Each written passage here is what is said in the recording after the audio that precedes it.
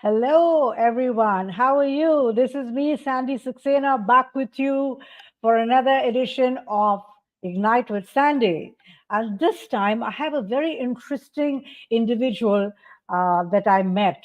Actually, I met her online because she wasn't quite there physically when I met her. So, I am quite curious by nature, and I always look around for interesting things. So, I was in a mall and I found this shop and it said thrift. Now, thrift is something which is quite uncommon in the UAE. So I thought, let me go check it out. So before I go into that, I hope you remember what Ignite with Sandy is. I hope you've been following us. So you'll know what with Sandy is. So what is Ignite with Sandy? Ignite with Sandy is when I bring to you interesting guests who have something of value to share with you. And when you hear them speak and you hear them giving their pointers and talking about their experiences and what they do, it sort of sparks something in your mind and it ignites those neurons for you to do something special, something different, to follow something that you haven't really thought about. How's that? And Celestia platform, as you know, is all about the work-life balance for women. But very important, we bring you very vital social messages, something which can make a big difference in your life. And when we all get together and we start learning and adopting new things, we can make a positive difference to everybody and ourselves around us. So, thrift. Have you heard of that word thrift? So, what is thrift? It's the quality and the practice of being careful with money and your possessions, right? Now, when I was growing up, thrift was quite popular amongst the family members, etc. And if you grew up in Europe or if you grew up in Canada or the US, thrifting was quite popular, and having thrift shops was also a known thing. But then somehow or the other, that just gave way to what do I say, blatant consumerism. And that started causing a lot of problems. So now we have people going back to this kind of business, going back to promoting this. And today, my guest is going to be talking just about that because she owns this shop in the mall called the Thrift Shop. And when I went in there, I was amazed to see the wonderful products there. And it brought back this one saying that I heard from one of the famous actresses. She says, why do you need to spend so much money on clothes that you may wear just once? Why don't you look at ways of how you can repeat your clothes, or in fact go to a thrift shop and actually buy something which is half the price and you look just as good and nobody would know the difference. So today I'm going to bring on my guest, and as you know, I never tell you anything about them and I get them to introduce themselves. So I'm going to bring on my charming guest, Jennifer. And Jennifer is here to tell us a little bit about herself. So Jen, could you please start by telling us a little bit about from where you come and what is this thing that you call thrifting in my blood? Tell us about that, please. Of course. So my name is Jen, and I'm Canadian. I've been in Dubai for the last 12 years now, which has gone by very fast. And my background is in fundraising for children's charity projects. In Canada, as you said, we grow up thrifting, and it's something that I've always loved. And in my last job with Golf for Good, fundraising for children around the world, people in Dubai would be calling almost every day saying, I have stuff to give you. Well, for good, we didn't have capacity, but with some friends, we started saying yes, taking it in and selling it on the weekend markets. But we soon realized it's something that was so needed in Dubai because thrift stores don't really exist here. So it just kept growing, growing, growing. And before we knew it, we had opened 2 locations here in Dubai called Thrift for Good. And we are charity thrift stores in Dubai for rehoming pre-loved items to reduce waste and to raise money for children's charity projects. So we donate 100% of our profits to support beautiful causes around the world for kids. So yeah, that's a quick introduction to who I am and what we're doing. Okay, wonderful, Jen. That's really lovely to know. But I would should give us a bit of an idea of how you started your journey, because I think that's quite interesting, and you discovered a lot of things along the way which now you have implemented. So give us a bit about your background, where you studied, what you studied, and what kind of projects you did, because as far as I know that you started looking at sustainable and thrifting and donating way back when you were still at university.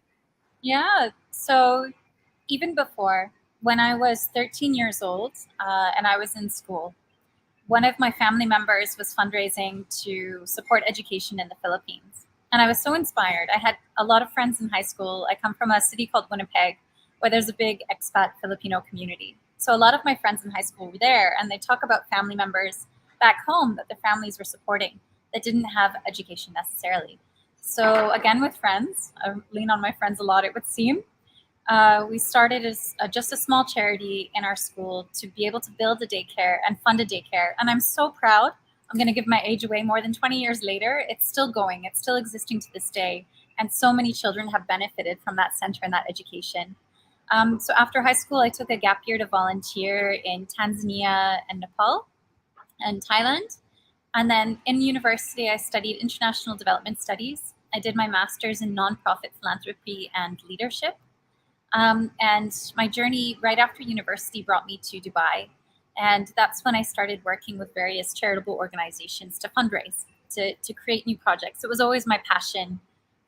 There's so many great charities that exist in our world doing great work for kids, but they always struggle with funding, with an access to funding.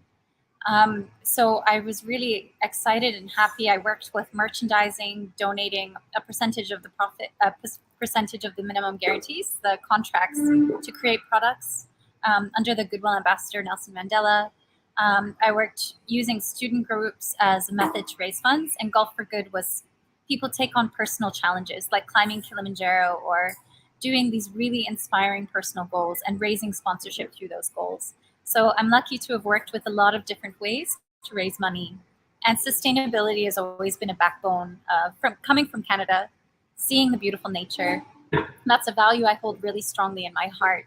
And it's something I've tried to integrate through my entire life, and just being a believer in sustainable choices, sustainable methods to do things. So Yes. Thrift for Good just falls perfectly into what I love, who I am, and what I think we all need to be doing in our lives. Yes. So, sometimes, especially in a place like the UAE, where there are events happening, at least 20 events happening every day. Yeah. And if one was so inclined, you could be out every day of the week. And Yes.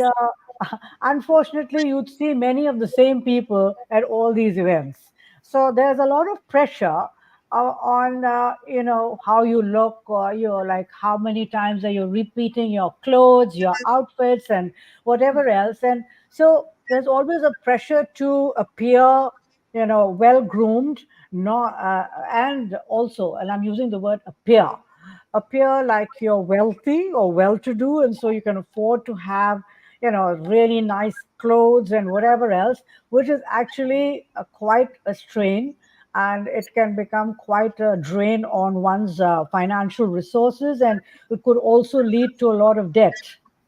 because as you know very well that when you buy these outfits and you want them to be good quality, good finish, and striking and whatever else, it costs money, Yeah. right? Absolutely. And it's quite criminal actually that it just sits in your closet for such a long time when you don't do anything about it. And I think there's also a bit of a stigma, especially in the UAE, about you know selling your clothes at a discounted price, or donating them, or wearing something that has been worn by somebody else. So I want you to tell me, what is the philosophy of your thrift shop, and how do you get people to invite people to come and donate, and how do you get people to come and buy in your store? Absolutely.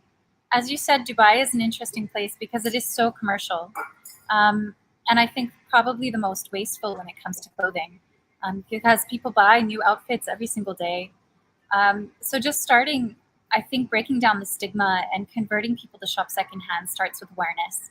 So producing the clothing is very straining on the environment as a beginning.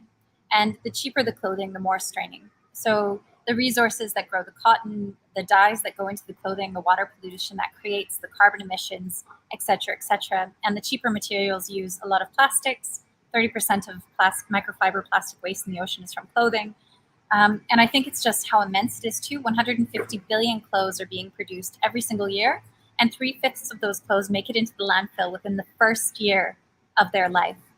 So we're seeing immense waste. And I think once people are aware of that, shopping sustainable becomes something beneficial. It's a better choice for the environment. It's also a better choice because the money you're spending, it's also charity. You're giving back to help kids around the world. The clothing industry is the leading industry for child labor just next to coffee production. So choosing responsibly how you spend your money and giving back to those communities. And as you touched on, financially, you save. So our philosophy really, we're turning the stigma on its head because the concept is more like you're renting the clothes when you're buying the clothes. The price is so cheap that you can go and buy a new outfit every single day of the week, and you will still be okay by the end. You can get 20 items for what you would get one firsthand, as an example. And really, we look at it in our stores, we present perfect quality. So nobody feels like they're compromising by shopping secondhand. And it's become a place of celebration where people are proud to say that they've bought things from us because it is ultimately the better choice once people think about it logically, which is really exciting. And we are changing the stigma by and making something really cool accessible here, which is really great. Yes, I completely agree with that. And I think it takes a bit of a shift in the mindset for Absolutely. people to actually walk into your store and say, you know what, I like that and I'm going to wear it. Yeah. So in fact, if you didn't use the word thrift and you just had a store with another name, most probably your footfall would be double. Yeah. Well, so many people come into our store because it looks so good, thinking it's a first-hand store, and then they're like, why are the prices so low? And it opens up that conversation. And ultimately, I think part of taking away that stigma is being able to talk about secondhand proudly. So I would fight to keep thrift in the name. People need to know, and we need to change those mindsets for them to think more sustainably about fashion on a whole. And I'm proud to Yes. represent that. Yeah. Talking about clothes which are made out of recycled material, and there are quite a few brands now that are going into it. And I'm really surprised because those clothes sometimes cost a lot more than the clothes that have not been made out of recycled material. So Yeah. I know that quite a few stores around the world, and Patagonia is one of them, which is obviously we don't really get that here because they deal more with clothes for very cold places. But I was surprised to see that the prices were very high. So, if you're really wanting to support the clothing made out of recycled fabric, it's very expensive. Yeah, well, choosing sustainable fabrics or sustainable clothing is more expensive, but I think it speaks to the quality, it speaks to the craftsmanship, it speaks to the fact that the people that are making those clothes get fair wages. It speaks to so many things. And when we buy clothing for a really cheap price firsthand, we have to know that there is a huge environmental and human cost that comes from that. So I know my personal philosophy is if I buy firsthand, make sure it's sustainable, make sure it lasts, make sure it's quality, and keep it in existence as long as possible. And then through recycling, it's very cool because even when something is end of life, it's done, it can be made into something new. And that's our practice as well. We are the only place in Dubai that is zero waste with clothing, and we look for ways to recycle everything that we receive. Yeah. So So I did mention price because I think that becomes an issue. And then you have your shop on the other hand, where you can get a really classy jacket or a dress or whatever at half the price.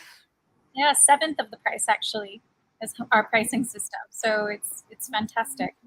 But Yes. I will add, there's a saying like I'm going to butcher it a bit, but if you buy a cheap pair of shoes that lasts you 6 months, or if you buy a really expensive pair of shoes that's going to last you 10 years, making the right choice on that, ultimately you're going to spend much less over time to that quality pair, that quality item that lasts you that much longer. So that's why I'd say, like, don't buy cheap first-hand fashion because it will last you 2, 3 wears, and the external cost to everyone else is so much higher. But if you buy quality, and if you can't afford the quality or you want to save money, you want to think more conservatively with your money, then buy sustainable in terms of secondhand and second of pre-loved, of thrifting. There's nothing wrong with it. Save some people's perceptions, but that's dead wrong. So you can save money and do good things for the world as well. Yes, I totally agree with that, and I think it is something that we should encourage more and more people, because the more people know about it and they know the philosophy behind it. Sometimes you'd buy it just because of what it's all about. And it's not like, okay, this was more reasonable, so I would buy it. But if you buy it with the thought in the back that I'm buying this because of so and so, or because of this, the environment or my budgeting or whatever, then it adds a little more meaning. So I think uh, you're getting there. How many stores do you have now? So we're still very young. We opened our first store 3 years ago and our second 2 years ago. I'm hoping we'll have store number three within the next 6 months. And hopefully in 10 years, we're in every community in Dubai and beyond, so people get access to such a basic concept elsewhere, but so novel and new and important here. So how do you get people to come and donate clothes, and where do they come to the store, or do you have like a collection center? And when people do bring clothes to you, uh, obviously you will decide whether you would accept or not. Is that how it works, or you just accept anything that they give you? So if it's anything people wear or read, we can be zero waste with it. So we accept absolutely everything. And yes, so we have a driver 1 day a week that can pick up in exceptional circumstances, but for most people, they come into our store and they drop off. Um, and really, there aren't good methods for processing clothes, clearing out clothes in Dubai. So we're very lucky that people are very generous with us, and we receive more than enough clothing to keep our stores full and healthy and be able to raise wonderful amounts for children's charity projects. So yeah, yeah. So this you just mentioned children's charity project, and of course your Thrift for Good. So tell us a little bit about the projects that you have and that you support. Yes, of course. So we work in partnership with Golf for Good, which is a local nonprofit organization. And essentially, they're raising money for children's charity projects around the world as well. We combine and we work together. So there are projects in places like Nepal, India, Tanzania, Malawi, Peru, really in so many different countries around the world. And they help kids in terms of health, education, and housing. So we pick a goal, we fundraise till we reach the goal, and then we take on a new charity project. What's really beautiful is that we visit each of our charities every single year. We have close relationships with them. The reporting system's very good. So we know and we can see honestly that the money is being used well. And we always choose projects that help the charity be able to fundraise for themselves. So, an example is one of the projects we sponsored in Malawi with the Sparkle Foundation. It's very inspiring. They have over 300 kids, young kids, that they're sending to school. They give a daily meal program. But what they found is the kids would come to school so hungry that they couldn't focus on their studies. So, this is when they started giving a daily meal program. But food prices in Malawi, unfortunately, are continuously going up. It's something that was very expensive for them to do. So their solution was to buy farmland and have parents pay for tuition by helping with this, as well as taking on a small staff. This way, they can feed the kids and also grow extra crops that they can sell at market to generate sustainable revenues for their projects. So I'm really glad we raised 325,000 dirhams, which is just under 100,000 pounds, about 70,000 pounds, rough estimation. So I'm so glad that we could do that. And to date, we've raised over 50,000 pounds for children's charity projects. So I'm just so proud that we can do this work and every month see that we make lasting change in children's lives around the world. Yeah. So yeah, this is wonderful, and I think the health of children is so important, because unless they're healthy, they can't really, as you said, retain any information because they're hungry. Yeah. So health is very important. And so, how do you choose a project that you would like to support? Number one, and number two, how long does that support last? Is it like a year, 2 years, 3 years? How does it work? So we first onboard charities by doing some basic checks. They need to have a board of directors. They need to be able to give the financial reports we need to make sure that the money is being used the way that they committed. So they submit a project application, and then we essentially vote on the project we want to choose based on how much of an impact does it have. Yeah, how transparent is the organization? Do they have everything in place to be able to facilitate that project? And things like, do they own the land? There's no point building a school on rented land because it can be gone in a second, right? And do they have the capacity to keep it going? At Thrift for Good, we raise funds until we get to the amount of the project that they want. But in partnership with Golf for Good, we keep in touch with our projects. So we may fund another project in 2 years and another one in another year. So we keep going back to the same charities to see their lasting growth and development. A beautiful example is Mission Himalaya in Nepal and Gulf for Good. We started working with them more than 10 years ago. And with them, we bought the land, we built the home, we put in the farm, with other donors as well, but the crops, the cattle, the this, the that, the volunteer base, so the solar panels. So now it is a fully functioning, self-sustaining home for these beautiful kids. And those stories, and we're still in touch with them if they have future needs to be able to help them. Yeah. Exactly. So, what I'm hearing is that you just don't just donate money for a short period of time and that's over. You stay with the project till such time as they become sustainable. Is that correct? Exactly. It's much better model than shotgun sending money to places and then never following. We're working hard to do this, and we Yeah. want to make sure it's well spent. And I visited many of the projects we funded, and getting to know the kids, seeing their stories, seeing them grow up, hearing how they can go to get a university degree, or it's so inspiring. It's so inspiring. That's what we live on, and it's a much better model for change. So I'm so proud. I'm really proud of how we're doing it. Um, yeah, I think you're doing an amazing job, and you're bringing about a positive change in so many lives of the future, because the children are our future. So when you educate them, and I think they also are aware that the model that you have is slightly different to, for example, going to another school, because you are teaching them stuff that they wouldn't normally hear in another school. So I think you're also looking at the curriculum to make sure that whatever messages are going out are sustainable. Is that how it works? Do you get involved with the curriculum as well?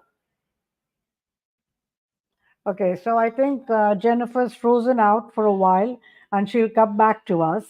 But what I would like to say is this: there are a lot of projects that are going on around the world, and in order for them to be viable, in order for them to be what should I say, sustainable, one needs to look far more than just donating money.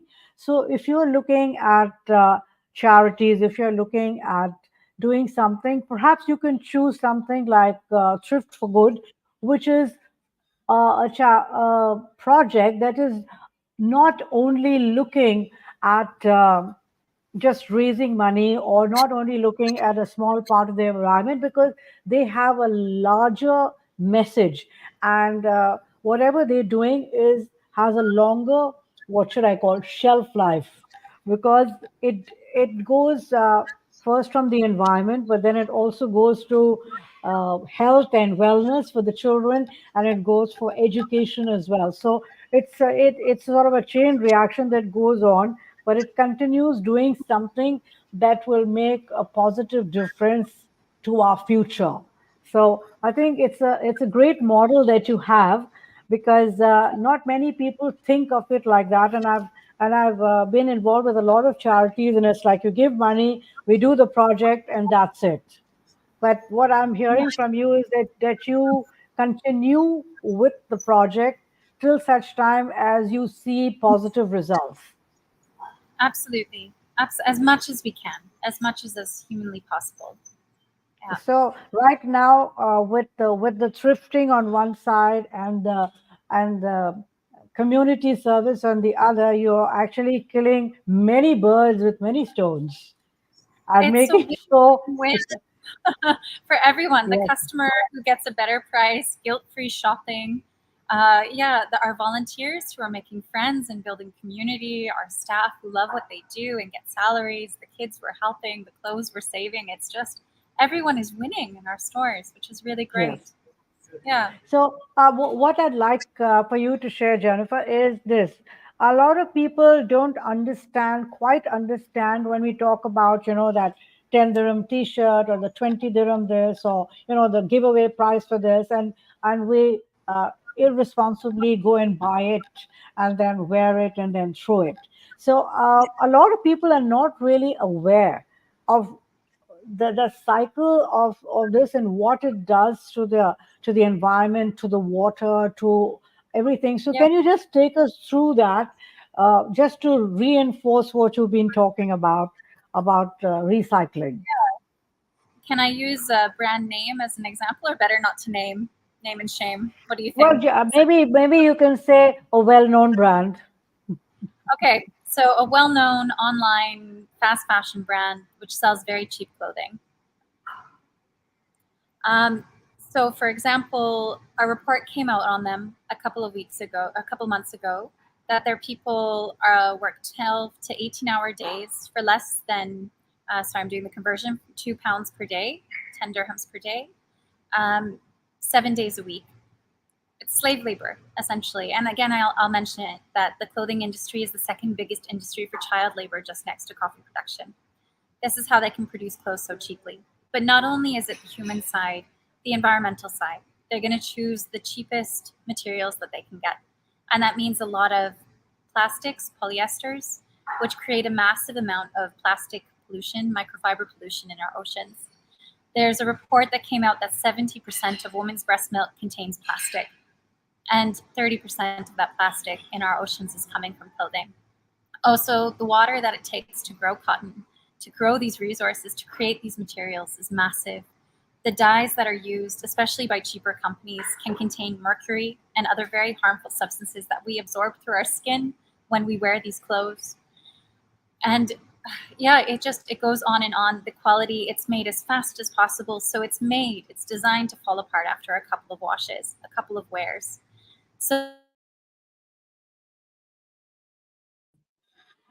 So I think we've lost Jennifer there again, and I'm sure she'll come back when the signal gets better.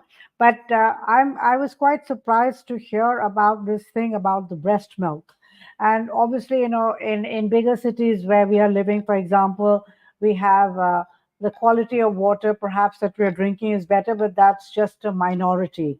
The majority of people in Asia, in Africa, don't have bottled water, don't have well treated water.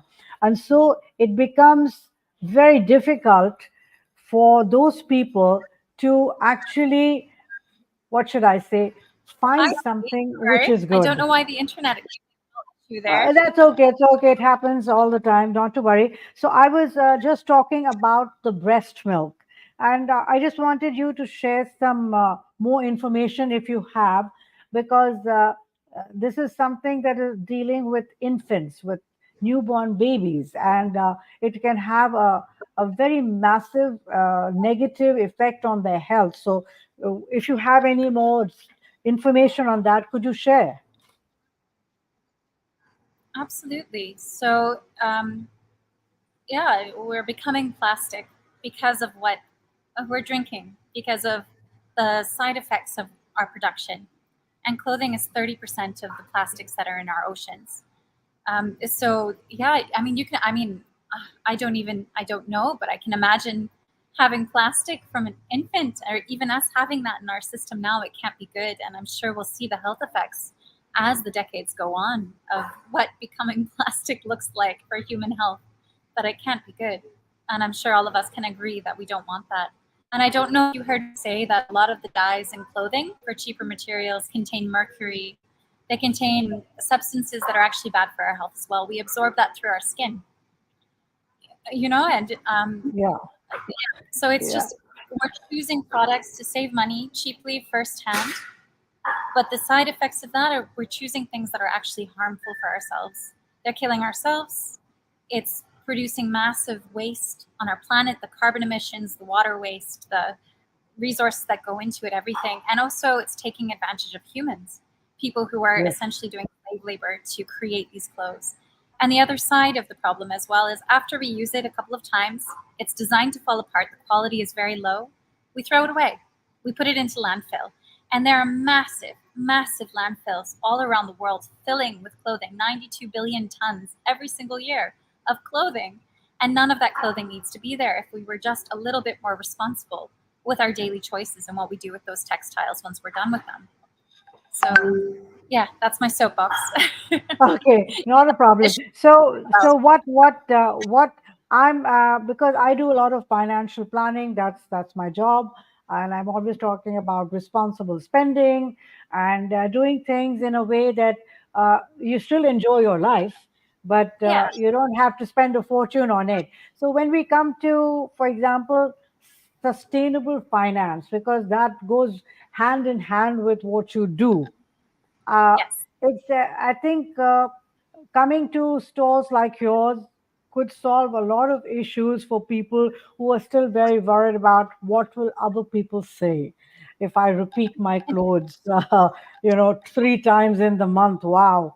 So I think it's a good option because the quality is good, and I think we should all look into our wardrobes and see what is it. Perhaps we've outgrown it because we put on weight, and when we bought it we were really slim, and there's nothing that we can do about it because uh, I think most of the good quality clothes, they don't come uh, with a lot of inside fabric where you can run off to the tailor and get things done. So I think your project is a good way where we can actually go in and give you something, but it come back with something in return. So Exactly.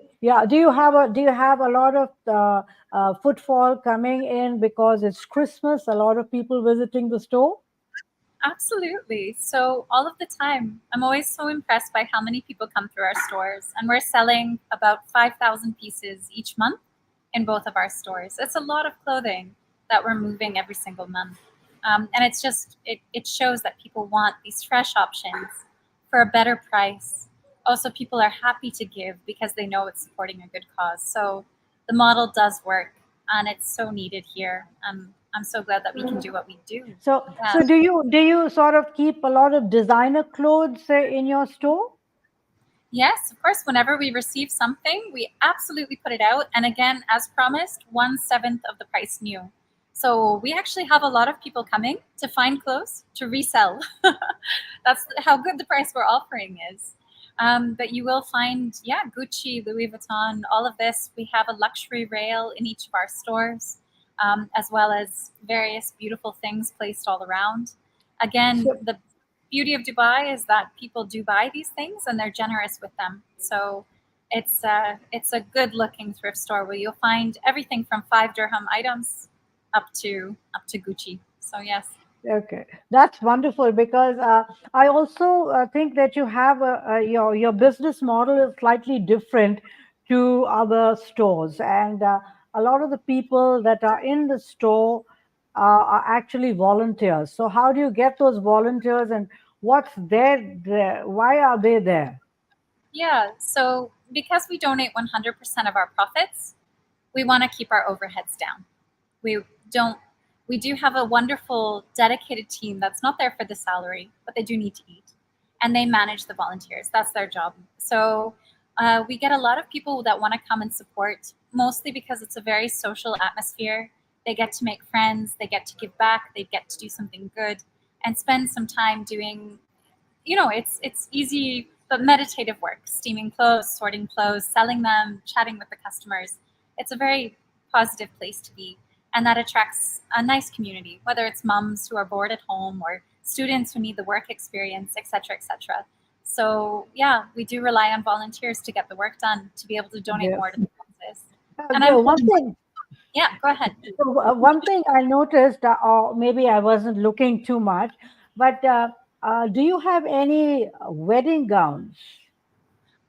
So we receive wedding gowns, but I will admit, those ones we haven't been able to sell well because we don't have enough to have a selection.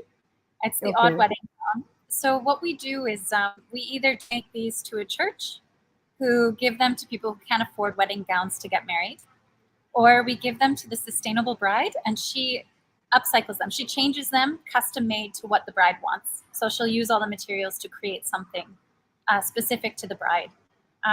So yes, yeah, that's what we do with them now. We don't have them in store because they're a hard sell, one piece at a time. Yeah, I know. The reason why I brought that up is because when I'm talking about financial planning and I'm doing my research and whatever else, and we're talking about stuff that depreciates. Yeah. And one of the things that has 100% depreciation is a wedding dress. Yes. You Yeah. can't wear it anywhere else. You can't possibly wear it and go to another wedding, right? And if you wear it to go to a gala, then it's like, what is she doing in a wedding gown? So it's 100% depreciating asset, not only for the gowns that the people wear in the Europe or the US or whatever, but Indian weddings is the same. The a fortune is spent on these outfits, and each of these outfits can weigh up to 20 kilos. Ooh, wow, Yes, that's so like you don't need to go to the gym. You can just no. wear that and do your cardio. Yeah, Go and we flush. all know this. We all know this that after the first year of marriage, nobody can fit into their wedding dress. Right? I think There's a that's for all cultures everywhere. complete Yes. write-off, complete write-off. So I think one of the things that Trip for Good should do is look into this wedding kind of thing, or maybe when people come into your store, or maybe you could have it on your website saying, if you want advice on how to recycle your wedding gown or buy an upcycled wedding gown, please contact us. Exactly. It would be so in the future.